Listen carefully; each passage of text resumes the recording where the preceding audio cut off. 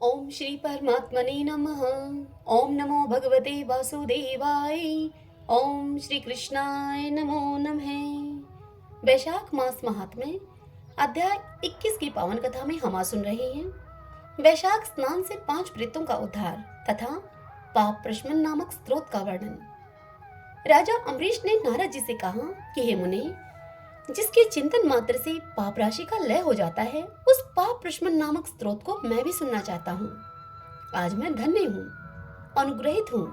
आपने मुझे उस शुभ विधि का श्रवण कराया जिसके सुनने मात्र से पापों का क्षय हो जाता है। वैशाख मास में जो भगवान केशव के कल्याणमय नामों का कीर्तन किया जाता है, उसी को मैं संसार में सबसे बड़ा पुण्य, पवित्र, मनोरम तथा एकमात्र सुकृत से ही सुलभ होने वाला शुभ कर्म मानता हूँ।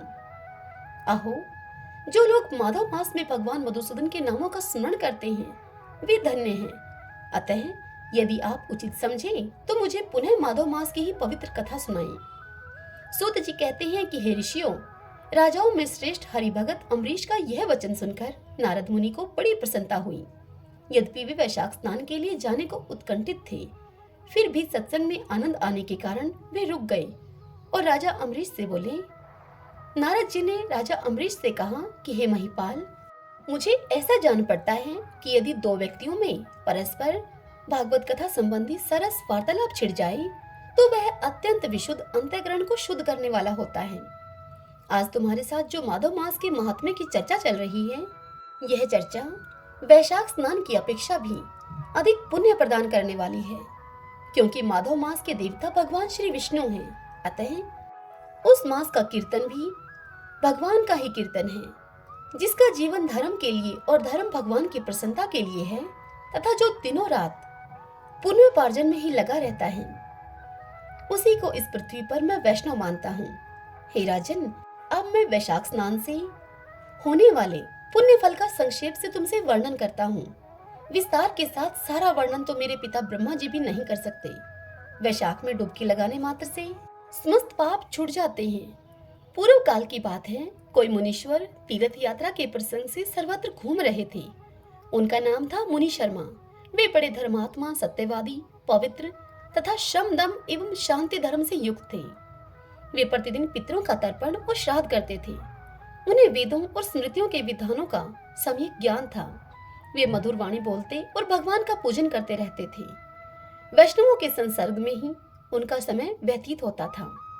वे तीनों कालों के ज्ञाता, मुनि, दयालु, अत्यंत तेजस्वी, तत्वज्ञानी और ब्राह्मण भक्त थे। वैशाख का पावन महीना था। मुनि शर्मा स्नान के लिए नर्मदा के किनारे जा रहे थे। उसी समय उन्होंने अपने सामने 5 पुरुषों को देखा, जो कि भारी दुर्गति में फंसे हुए थे। वे अभी अभी एक दूसरे से मिले थे। उनके शरीर का रंग काला था। वे एक बरगद की छाया में बैठे थे और पापों के कारण उद्विग्न होकर चारों ओर दृष्टिपात कर रहे थे। उनको देखकर द्विजवर मुनि शर्मा बड़े विस्मय में पड़े और सोचने लगे कि इस भयानक वन में ये मनुष्य कहाँ से आए। इनकी चेष्टा बड़ी दयनीय है, किंतु इनका आकार बड़ा भयंकर दिखाई देता है। ये पाप भागी चोर तो नहीं है कहीं। विप्र और मुनि शर्मा की बुद्धि बड़ी ही स्थिर थी। वे जो ही इस प्रकार विचार करने लगे, उसी समय उपयुक्त 5 पुरुष उनके पास आए और हाथ जोड़कर मुनि शर्मा से बोले। 5 पुरुषों ने कहा, हे विप्रवर, हमें आप कल्याण में पुरुषोत्तम जान पड़ते हैं। हम दुखी जीव हैं। अपना दुख विचार करके आपको बताना चाहते हैं। हे द्विजराज, आप कृपा करके हमारी कष्ट कथा को सुने। दैवश जिनके पाप प्रकट हो गए हैं, उन दीन दुखी प्राणियों के आधार आप जैसे संत महात्मा ही हैं। साधु पुरुष अपनी दृष्टि मात्र से ही पीड़ितों की पीड़ाएं हर लेते हैं। अब उनमें से एक ने सबका परिचय देना आरंभ किया और कहा कि मैं पांचाल देश का क्षत्रिय हूँ। मेरा नाम नरवाहन है। मैंने मार्ग में मोहवश बाण के द्वारा एक ब्राह्मण की हत्या कर डाली। मुझसे ब्रह्म हत्या का पाप हो गया है, इसलिए शिखा, सूत्र और तिलक से रहित होकर मैं इस पृथ्वी पर घूमता हूँ और सबसे कहता फिरता हूँ कि मैं ब्राह्मण हत्यारा हूँ। मुझ महापापी ब्रह्मघाती को आप कृपा की भिक्षा दें। इस दशा में पड़े हुए मुझे 1 वर्ष बीत गया है। मैं पाप से जल रहा हूँ। मेरा चित्त शोक से व्याकुल है और ये जो सामने दिखाई देते हैं, इनका नाम चंद्र शर्मा है। ये जाति के ब्राह्मण हैं। इन्होंने मोह से मलिन होकर गुरु का वध किया है। ये मगध देश के निवासी हैं। इनके स्वजनों ने इनका परित्याग कर दिया है।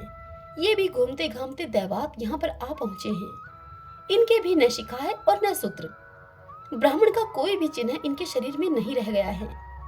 इनके सिवा जो तीसरे व्यक्ति हैं, इनका नाम देव शर्मा है। हे स्वामिन, ये भी बड़े कष्ट में हैं। ये भी जाति के ब्राह्मण हैं, किंतु मोहवश वैश्या की आसक्ति में फंसकर शराबी हो गए थे। इन्होंने भी पूछने पर अपना सारा हाल सच सच कह सुनाया है। अपने प्रथम पापाचार को याद करके इनके हृदय में बड़ा ही संताप होता है। ये सदा मन संताप से पीड़ित रहते हैं। इनको इनकी स्त्री ने, बंधु बांधवों ने तथा गांव के सब लोगों ने वहां से निकाल दिया है। ये अपने उसी पाप के साथ भ्रमण करते हुए यहाँ पर आए हैं। ये चौथे महाशय जाति के वैश्य हैं। इनका नाम विदुर है। ये गुरु पत्नी के साथ समागम करने वाले हैं। इनकी माता मिथिला में जाकर वैश्या हो गई थी। इन्होंने मोहवश 3 महीनों तक उसी का उपभोग किया है, परंतु जब असली बात का पता लग गया है तो बहुत ही दुखी होकर पृथ्वी पर विचरते हुए ये भी अब यहाँ आ पहुंचे हैं। हम में से ये जो 5वें दिखाई दे रहे हैं, ये भी वैश्य ही हैं। इनका नाम नंद है। ये पापियों का संसर्ग करने वाले महापापी हैं। इन्होंने प्रतिदिन धन के लालच में पड़कर बहुत चोरी की है। पातकों से आक्रांत हो जाने पर इन्हें स्वजनों ने त्याग दिया है। तब ये स्वयं भी खिन्न होकर दैवात यहाँ आ पहुंचे हैं। इस प्रकार हम 5 महापापी एक स्थान पर जुट गए हैं। हम सब के सब दुखों से घिरे हुए हैं। अनेकों तीर्थों में घूम आए, मगर हमारा घोर पातक नहीं मिटता। आपको तेज से उद्दीप्त देखकर हम लोगों का मन प्रसन्न हो गया है। आप जैसे साधु पुरुष के पुण्य में दर्शन से हमारे पातकों के अंत होने की सूचना हमें मिल रही है। हे स्वामिन, कोई ऐसा उपाय बताइए जिससे कि हम लोगों के पापों का नाश हो जाए। हे प्रभु, आप वेदार्थ के ज्ञाता और परम दयालु जान पड़ते हैं। आपसे हमें अपने उद्धार की बड़ी आशा है। उन 5 की बात सुनकर मुनि शर्मा ने उनसे कहा कि तुम लोगों ने अज्ञानवश पाप किया, किंतु इसके लिए तुम्हारे हृदय में अनुताप है तथा तुम सबके सब सत्य बोल रहे हो। इस कारण तुम्हारे ऊपर अनुग्रह करना मेरा कर्तव्य है। मैं अपनी भुजा ऊपर उठाकर कहता हूँ, मेरी सत्य सत्य बात तुम सुनो। पूर्व काल में जब मुनियों का समुदाय एकत्रित हुआ था, उस समय मैंने महर्षि अंगिरा के मुख से जो कुछ सुना था, वही वेद शास्त्रों में भी देखा मैंने। वह सबके लिए विश्वास करने योग्य है। मेरी आराधना से संतुष्ट हुए स्वयं भगवान विष्णु ने भी पहले ऐसी ही बात बताई थी। वह बात इस प्रकार है, भोजन से बढ़कर दूसरा कोई तृप्ति का साधन नहीं है। पिता से बढ़कर कोई गुरु नहीं, ब्राह्मण से उत्तम कोई दूसरा पात्र नहीं, तथा विष्णु भगवान से श्रेष्ठ कोई दूसरा देवता नहीं है। गंगा की समानता करने वाला कोई तीर्थ नहीं, गोदान की तुलना करने वाला कोई दान नहीं, गायत्री के समान जप नहीं, एकादशी के तुल्य व्रत नहीं, भार्या के सदृश मित्र नहीं, दया के समान धर्म नहीं और स्वतंत्रता के समान सुख नहीं है। गृहस्थ से बढ़कर आश्रम नहीं और सत्य से बढ़कर सदाचार नहीं है। इसी प्रकार संतोष के समान सुख और वैशाख मास के समान महान पापों का अपहरण करने वाला दूसरा कोई मास नहीं है। वैशाख मास भगवान मधुसूदन को बहुत ही प्रिय है। गंगा आदि तीर्थों में तो वैशाख स्नान का सुयोग्य अत्यंत दुर्लभ है। उस समय गंगा, यमुना तथा नर्मदा की प्राप्ति कठिन होती है। जो शुद्ध हृदय वाला मनुष्य भगवान के भजन में तत्पर होकर पूरे वैशाख भर प्रातःकाल गंगा का स्नान करता है, वह सब पापों से मुक्त होकर परम गति को प्राप्त होता है। इसलिए पुण्य के सारभूत इस वैशाख मास में तुम सभी पातकी मेरे साथ नर्मदा नदी के तट पर चलो और उसमें गोते लगाओ। नर्मदा के जल का मुनि लोग भी सेवन करते हैं। वह समस्त पापों के भय का नाश करने वाला है। मुनि के इस प्रकार कहने पर वे सब के सब पापी उनके साथ अद्भुत पुण्य प्रदान करने वाली नर्मदा की प्रशंसा करते हुए उसके तट पर गए। किनारे पर पहुंचकर ब्राह्मण श्रेष्ठ मुनि शर्मा का चित्त प्रसन्न हो गया। उन्होंने वेदोक्त विधि के अनुसार नर्मदा के जल में प्रातः स्नान किया। उपयुक्त 5 पापियों ने भी ब्राह्मण के कहने से जो ही नर्मदा में डुबकी लगाई, त्यों ही उनके शरीर का रंग बदल गया। वे तत्काल स्वर्ण के समान कांतिवान हो गए। फिर मुनि शर्मा ने सब लोगों के सामने उन्हें पाप प्रशमन नामक स्तोत्र सुनाया। हे भोपाल, अब तुम पाप प्रशमन नामक स्तोत्र सुनो। इसका भक्ति पूर्वक श्रवण करके भी मनुष्य पाप राशि से मुक्त हो जाता है। इसके चिंतन मात्र से बहुतेरे पापी शुद्ध हो चुके हैं। इसके सिवा और भी बहुत से मनुष्य इस स्तोत्र का सहारा लेकर अज्ञान जनित पाप से मुक्त हो गए हैं।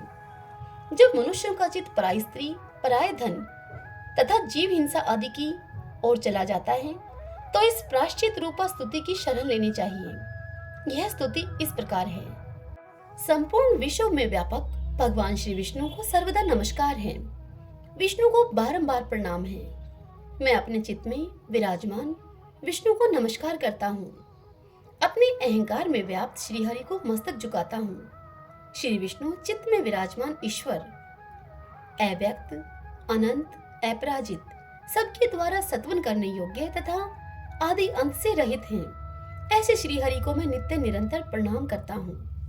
जो विष्णु मेरे चित्त में विराजमान है, जो विष्णु मेरी बुद्धि में स्थित हैं, जो विष्णु मेरे अहंकार में व्याप्त हैं तथा जो विष्णु सदा मेरे स्वरूप में स्थित हैं, वे ही कर्ता होकर सब कुछ करते हैं।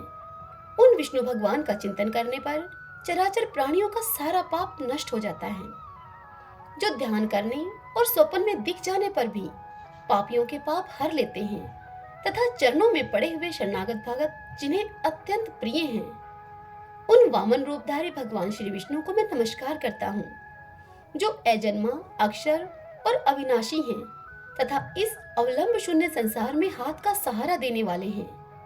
स्तोत्रों के द्वारा जिनकी स्तुति की जाती है, उन सनातन श्री विष्णु को मैं प्रणाम करता हूँ।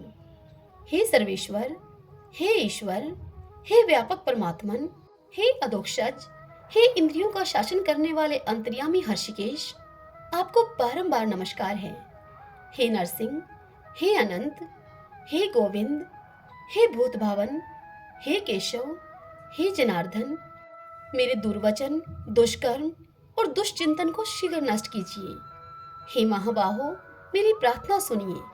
अपने चित्त के वश में होकर मैंने जो कुछ बुरा चिंतन किया हो उसको शांत कर दीजिए। ब्राह्मणों का हित साधन करने वाले देवता गोविंद, परमार्थ में तत्पर रहने वाले जगन्नाथ, जगत को धारण करने वाले हे अच्युत, मेरे पापों का नाश कीजिए। मैंने पूर्वाह्न, सायाह्न, मध्याह्न तथा रात्रि के समय शरीर, मन और वाणी के द्वारा जानकर या अनजाने में जो कुछ पाप किया हो, वह सब हे हर्षिकेश, हे पुंडरीकाक्ष और हे माधव, इन तीनों नामों के उच्चारण से नष्ट हो जाए। हे हर्षिकेश, आपके नाम उच्चारण से मेरा शारीरिक पाप नष्ट हो जाए। हे पुंडरीकाक्ष, आपके स्मरण से मेरा मानस पाप शांत हो जाए तथा हे माधव, आपके नाम कीर्तन से मेरे वाचिक पाप का नाश हो जाए।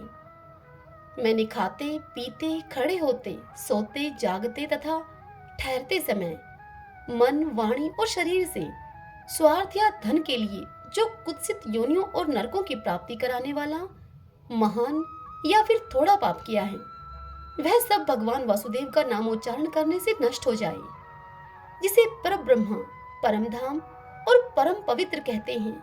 वह तत्व भगवान विष्णु ही हैं। इन श्री विष्णु भगवान का कीर्तन करने से मेरे जो भी पाप हों वे नष्ट हो जाएं। जो गंध और स्पर्श से रहित हैं, ज्ञानी पुरुष जिसे पाकर पुनः इस संसार में नहीं लौटते, श्री विष्णु भगवान ही परम पद हैं, वह सब मुझे पूर्ण रूप से प्राप्त हो जाएं। यह पाप प्रशमन नामक स्तोत्र है। जो मनुष्य इसे पढ़ता या सुनता है, वह शरीर, मन और वाणी के द्वारा किए हुए पापों से मुक्त हो जाता है। इतना ही नहीं, वह पाप ग्रह आदि के भय से भी मुक्त होकर विष्णु के परम पद को प्राप्त होता है। यह स्तोत्र सब पापों का नाशक तथा पाप राशि का प्रायश्चित है। इसलिए श्रेष्ठ मनुष्यों को पूर्ण प्रयत्न करके इस स्तोत्र का पाठ करना चाहिए। हे राजन, इस स्तोत्र के श्रवण मात्र से पूर्व जन्म तथा इस जन्म के किए हुए पाप भी तत्काल नष्ट हो जाते हैं। यह स्तोत्र पाप रूपी वृक्ष के लिए कुठार और पाप में ईंधन के लिए दावानल है। पाप राशि रूपी अंधकार समूह का नाश करने के लिए यह स्तोत्र सूर्य के समान है। मैंने संपूर्ण जगत पर अनुग्रह करने के लिए इसे तुम्हारे सामने प्रकाशित किया है। इसके पुण्य में महात्म्य का वर्णन करने में स्वयं श्री हरि भी समर्थ नहीं है। हरि ओम तत्सत। आज की यह कथा यहीं समाप्त हुई।